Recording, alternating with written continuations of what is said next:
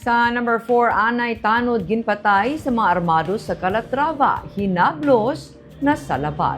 May ginalantaw na karon nga apat ka mga persons of interest ang Calatrava PNP sa pagpatay sa anay Tanod sa sitio Quezon, barangay Binautok sa Banos ng Calatrava sa atong Biyernes, Hunyo 5. Nakaangkon sa madamo nga igos ang bala sa ulo kag lawas si alias Momar nga gintunaan sa iya kamatayon. Samtang iya hinablos nga si alias Rodel, 22 anyos, ang may pilas sa tiil.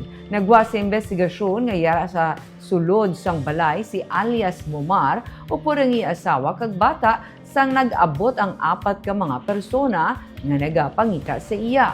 Ginsiling ni Pulisya Captain Jesus Alba, ang hepes ng Calatrava PNP, ginpaarakan tiro sa mga armado ang biktima kag antes sila magpalagyo, ginpuha ang wallet sang biktima nga may unod nga 40,000 pesos cash kag duha ka mga cellphones. Nakuha sa crime scene ang mga fired cartridges ng caliber 5.56 nga ginagamit sa Armalite kag M16 rifles, pati na empty shells ang caliber 45. Ikaduha na ini nga tion nga gintiro ang anay Tanod. Siya, according sa asawa, nagabayan sila ni sa sang isda. No?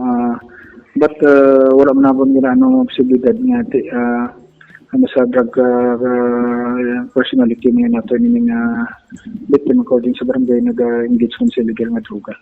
Last year gintiro na ni sa iyang siya balay no, sa mga armado man. Ang nga nakaluwas lang sa nagligat to man noong April 2025. 1 year lang kay sa pista man to sila barangay pagkatiro sa iya.